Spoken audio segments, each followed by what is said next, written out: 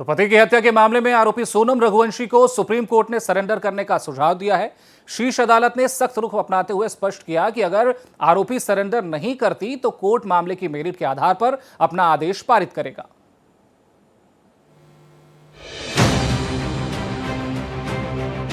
राजा रघुवंशी हत्या मामले की आरोपी सोनम रघुवंशी की जमानत रद्द करने की मेघालय सरकार की याचिका पर सुप्रीम कोर्ट में सुनवाई हुई।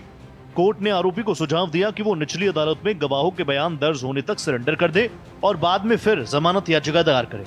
शीर्ष अदालत ने सख्त लहजे में कहा कि यदि आरोपी सरेंडर नहीं करती तो मामले का फैसला मेरिट के आधार पर किया जाएगा।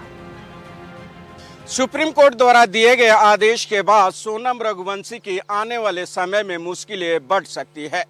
सुप्रीम कोर्ट ने सलाह दी है और कहा है कि तो सरेंडर करें, नहीं तो हम मेरिट के आधार पर इस मामले में फैसला सुनाएंगे। मेघालय सरकार की ओर से सॉलिसिटर जनरल तुषार मेहता ने कहा कि सोनम रघुवंशी की जमानत का मामला बेहद गंभीर है। उन्हें जमानत इस आधार पर मिली थी कि गिरफ्तारी के कारण नहीं बताए गए, जबकि रिकॉर्ड के मुताबिक सिर्फ धारा 103 की जगह 403 लिखने की टाइपिंग की गलती हुई।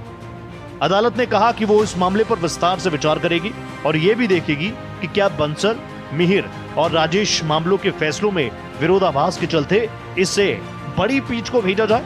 हालांकि एसजी मेहता ने स्पष्ट किया कि फैसलों में कोई टकराव नहीं है और लिखित कारण दिए गए थे। अदालत के आरोपी की पूरी जानकारी मांगने पर सोनम रघुवंशी ने हलफनामा दाखिल कर खुद को बेगुनाह बताया। सोनम ने कहा कि उसे झूठा फंसाया गया है और उसके खिलाफ कोई सीधा साक्ष्य नहीं, इसलिए सिर्फ आरोपों के आधार पर दोषी नहीं ठहराया जा सकता।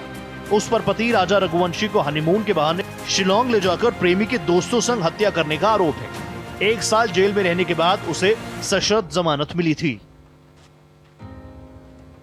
दरअसल मेघालय सरकार की ओर से दायर याचिका पर सुप्रीम कोर्ट सुनवाई कर रहा है।